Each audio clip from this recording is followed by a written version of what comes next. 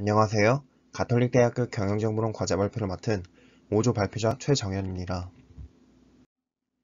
저희는 위 목차와 같은 순서로 발표를 준비했습니다. 발표에 앞서 저희는 한 단어를 소개해드리고자 합니다. 사진에 나와 있는 펭귄은 무리를 지어 생활합니다.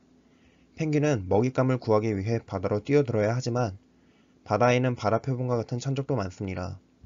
펭귄에게 바다는 필수적이지만 위험한 공간으로서 펭귄 무리는 바다에 들어갈 때 주저하고는 합니다. 하지만 어떤 한 마리가 용감하게 바다에 뛰어들면 다른 펭귄들도 두려움을 이기고 뛰어듭니다. 영미권에서 관용적으로 사용되는 불확실성을 감수하고 도전하는 선구자를 뜻하는 관용어인 퍼스트 펭귄은 저희가 선택한 기업인 닥터나우를 가장 잘 표현한 단어입니다. 저희가 선택한 기업은 원격 의료 플랫폼 닥터나우입니다. 닥터나우는 국내 최초로 비대면 진료와 처방약 배달 서비스를 모두 제공하는 원격 의료 플랫폼이며 동종 플랫폼 중 가장 보편적으로 사용되고 있습니다. 2019년 8월 설립된 닥터나우의 전신 닥터가이드는 감염병 예방법이 개정된 후 2020년 3월부터 배달 약국 서비스를 출시했습니다. 환자가 앱에 입력한 처방전을 바탕으로 의약품의 대리수령 및 배달이 가능한 서비스를 서울과 대구에서 개시하였으나 대한약사회 등의 반대로 서비스가 중단되었습니다. 하지만 현행법상 문제가 없다는 보건복지부의 판단하에 서비스를 재개할 수 있었습니다. 2달간의 서비스 중단 기간 동안 닥터가이드는 비대면 의료 서비스의 일원화를 위해 비대면 진료 기능을 추가하는 등 서비스를 대폭 업그레이드했습니다. 또한 공급자와 수요자들의 의견을 반영하여 안전하게 약을 복용할 수 있는 기능도 보완하였습니다. 닥터나우는 다양한 투자를 받으며 성장했습니다. 2021년 상반기 네이버와 미래에셋 등으로부터의 프리시리즈 A 투자와 2021년 하반기 소프트뱅크 벤처스, 세한창업투자, 해시드, 크립벤처스 등 벤처 캐피탈로부터 시리즈 A 라운드 투자까지 총 120억 원 규모입니다. 닥터나우의 기업 목표는 가장 쉽고 편리한 의료 서비스를 만드는 것입니다. 저희 조는 발표 준비 과정에서 닥터나우가 기업 목표를 달성하고자 하는 과정과 일부 개선점을 발견했습니다. 파괴적 혁신에 대한 간단한 정의를 알아보고 저희가 선택한 기업 닥터나우가 왜 파괴적 혁신에 부합하는지를 논하고자 합니다. 파괴적 혁신은 새로운 시장의 창조를 통해 이루어집니다. 기존의 시장을 새로운 방법으로 공략하거나 기존에 존재하지 않은 시장을 만들어내는 것이 파괴적 혁신의 핵심입니다. 저희 조는 기존의 시장을 파괴하고 새로운 시장을 지배하는 과정을 통해 시장에서의 가치를 창출해내는 것을 파괴적 혁신으로 정의하였습니다. 과거 국내에서는 비대면 진료가 법적으로 금지되어 있었기 때문에 원격 의료 플랫폼 시장은 구축되어 있지 않았습니다. 하지만 코로나로 인해 비대면 진료가 한시적으로 허용되자 닥터나우는 원격 의료 플랫폼을 빠르게 공략하였습니다. 신시장에 가차없이 도전한 닥터나우는 국내 최초 비대면 진료 및 처방약 배송 서비스를 선보인 스타트업으로 도약하였고 누적 이용자 수가 400만 명을 돌파하는 등의 성과를 이뤄냈습니다. 그뿐만 아니라 기존 기업들이 간과해왔던 거동이 불편한 어르신, 병원에 갈 시간이 부족한 직장인 등을 겨냥하고 의료 사각지대를 해소하였습니다. 이를 통해 닥터나우는 시장 속에서 새로운 가치를 창출하고 파괴적 혁신을 끌어냈습니다. 파괴적 혁신을 통해 새로운 시장을 창출한 닥터나우의 공급자, 구매자, 산업 내 경쟁자에 대해 알아보겠습니다. 닥터나우는 진료와 처방, 약 수령을 통합한 의료 서비스를 구매자에게 전달하는 플랫폼입니다. 따라서 닥터나우의 관점에서 공급자는 제휴의료기관, 약국, 조제약을 전달하는 배달 서비스 제공자로 구성됩니다. 구매자는 의료 서비스를 필요로 하는 모든 사람이 해당합니다. 닥터나우의 기업 목표에서 드러난 1번, 2번 환자의 경우와 코로나19 감염으로 자가격리를 하는 경우가 포함됩니다. 저희 조가 초점을 둔 구매자는 6번입니다. 닥터나우는 기사에서 언급한 것처럼 대면 진료가 불편한 환자에게 기존에 없던 대안을 제시해 줄 수 있습니다. 비자발적으로 비대면 진료를 선택하는 것뿐만 아니라 자발적으로 비대면 진료를 원하는 구매자로 존재한다는 것입니다. 산업 내 경쟁자입니다. 닥터나우와 같은 원격 의료 플랫폼으로 나만의 닥터, 닥터콜, 온라케어, 메리팡팡 등이 존재합니다. 코로나19 이후 비대면 진료 서비스의 수요가 늘어나며 원격 의료 플랫폼이 약 20여곳으로 늘어났습니다. 기업들은 공통적으로 비대면 진료, 처방 서비스를 제공하면서도 유일한 상급병원 비대면 진료, 맞춤 영양제 상담 등을 내세우며 차별화 전략을 시도하고 있습니다. 저희는 닥터나우의 경쟁 세력 모델을 분석하였으며 각 경쟁 세력이 정보를 순서대로 짚은 뒤 대응 방안을 제시하고자 합니다. 첫 번째로 산업 내 경쟁자 분석입니다. 저희가 고려할 사항은 산업 수익성, 퇴출 장벽, 경쟁이 심화 정도이며 경쟁에서 승리하고 기업의 발전을 위한 차별화 전략의 수립에 초점을 맞췄습니다.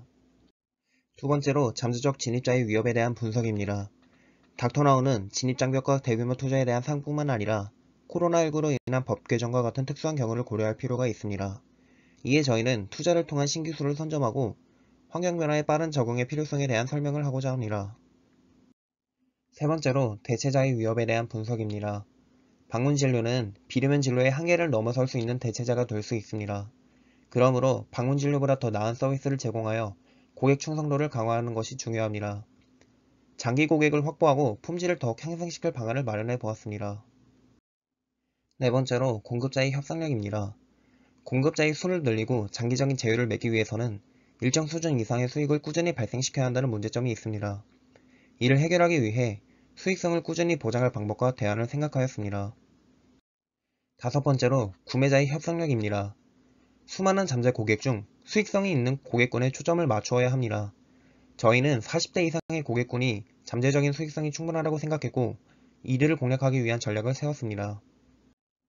저희는 마이클 포터의 경쟁 세력 모델을 적용해 닥터나우의 5개 경쟁 세력에 대한 대응책을 준비했습니다. 먼저 산업 내 경쟁자입니다. 원격 의료 플랫폼 시장에는 저희가 조사한 닥터나우를 포함해 다수의 기업이 진입한 상황입니다. 저희는 진료나 조제약에 대한 비용, 약 배달에 대한 비용은 현실적으로 유의미하게 절감이 어렵다고 판단했습니다. 이에 저희는 다른 기업과 어떻게 차별화할 수 있을지에 집중했습니다. 첫 번째 차별화 전략은 혈압약과 같은 정기적, 장기적으로 복용이 필요한 조제약에 대한 정기 배송의 지원입니다. 완치가 어렵고 증상 악화의 지연이 최선인 질병의 경우 꾸준히 약을 복용해야 하는 경우가 있습니다. 정기 배송일이 되면 닥터나우 앱에서 푸시 알림을 통해 환자의 증상에 변화가 있는지에 대한 몇 가지 질문을 한 후 약을 배송해주는 시스템입니다. 두 번째 차별화 전략은 의료사회복지사와의 비대면 상담 서비스입니다. 현재 대부분의 원격 의료 플랫폼에서 의사 혹은 약사와의 비대면 상담을 진행하고 있으나 의료사회복지사와의 상담을 진행하는 곳은 없습니다. 의료사회복지사와의 전화를 통한 심리상담을 통해 닥터나우의 소비자인 환자들의 사회적, 심리적 문제를 해결하는 데 도움을 줄 수 있습니다. 환자 개인에 대한 접근뿐만 아니라 의료제도와 정책 차원의 접근을 통해 의료사각지대에 놓인 고객층에게 단순한 질병의 치료와 개선에서 나아가 정서적, 경제적인 지원이 가능해질 것입니다. 주로 상급병원이나 보건소에서만 받을 수 있었던 서비스까지 앱을 통해 비대면으로 실현하며 의료 패러다임의 변화를 꾀할 수 있습니다. 코로나19로 인한 감염병 예방법 개정이 아니었다면 닥터나우에게 이 정도 수준의 성장은 없었습니다. 외부 환경의 변화는 닥터나우에게 기회였지만 이제는 위협이 될 수도 있습니다. 의료와 관련된 법 변화에 잠재적 진입자들보다 민감하게 반응할 필요가 있습니다. 또 현대기술의 발전 속도는 빠르며 가능성은 무궁무진합니다. 저희는 두 가지 기술 발전에 주목했습니다. 드론 기술은 혁신적으로 발전하고 있습니다. 저희는 드론 기술이 의료 분야에 접목된다고 생각해 보았습니다. 드론이 직접 환자에게 찾아가 현재 비대면 진료로는 할 수 없는 체열, 청진, 주사를 통한 투약, 상처 부위 소독 및 봉합 등 간단한 수술까지 할 수 있는 드론이 개발된다면 닥터나우는 실효성을 잃을 것입니다. AR과 VR 기술 역시 발전을 거듭하고 있습니다. 현재 가상현실 또는 증강현실 기술로 수술 연습을 하는 수준입니다. 실제 어린이 치료용 VR 기기가 12주간의 치료 테스트 결과 환자의 62%가 시력을 크게 회복했습니다. 이처럼 VR은 의료 분야에 급속도로 적용되고 있으며 언젠가 비대면 진료를 대체할 수 있습니다. 닥터나우는 의료 서비스를 중개하는 플랫폼입니다. 저희는 위에서 언급한 규제의 변화 및 기술의 발전에 관한 정보의 습득을 최우선적인 과제로 결론지었습니다. 특히 기술의 발전으로 실용적인 의료 변화가 일어나는 경우 잠재적 진입자보다 빠르게 제휴 및 계약을 선점해야 합니다. 대체자의 위협에 맞는 대응 방안입니다. 위에서 언급했듯 저희는 원가에 대한 통제가 어렵기에 고객 충성도 및 서비스 품질의 강화에 초점을 두었습니다.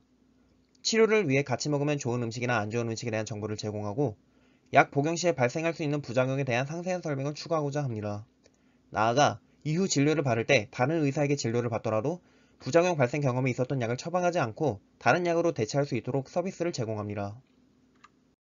공급자의 교섭력을 약화하는 방안입니다.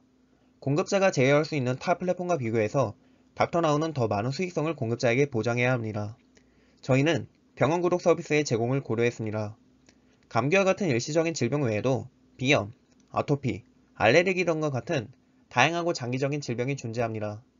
이러한 질병이 있는 환자들을 위해 치료를 위한 병원의 구독형 서비스를 지원하고 의사와 환자가 서로 정한 일정 기간마다 자동으로 치료를 받을 수 있도록 지원합니다. 이는 병원에게 일정하고 장기적인 수익이 될 것이며 환자에게는 편리성을 제공하여 더 많은 소비자가 닥터나우를 이용할 것입니다. 다음으로 구매자에 대한 대응책입니다.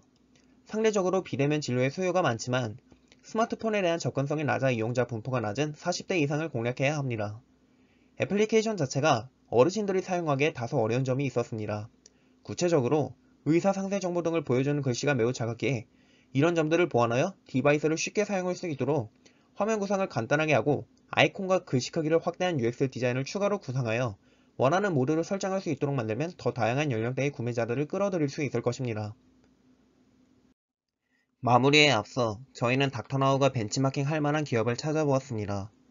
저희는 미국의 대기업 아마존, 한국의 카카오택시에서 경쟁 세력 모델 대응 방안에 대한 아이디어를 얻을 수 있었습니다. 모두 다 알다시피 아마존의 시장 진출 전략 중 대표적인 것은 규모의 경제 실현입니다. 소비자들을 끌어들이기 위해 아마존은 수많은 공급자를 입점시키고 소비자들이 선택할 수 있는 폭을 넓혔습니다. 카카오택시 역시 마찬가지입니다. 카카오택시의 가맹 택시 수는 경쟁 업체와 비교해 압도적입니다. 어떤 플랫폼이든 택시 요금은 같지만 소비자들은 카카오택시를 이용할 수밖에 없는 환경을 만들었습니다. 두 기업의 공통점은 우선 시장의 공급자를 대량 확보한다는 점입니다. 특히 카카오택시의 경우 가격이 같다는 전제하에 공급자를 선점한다는 것의 중요성이 닥터나우에게 똑같이 적용됩니다.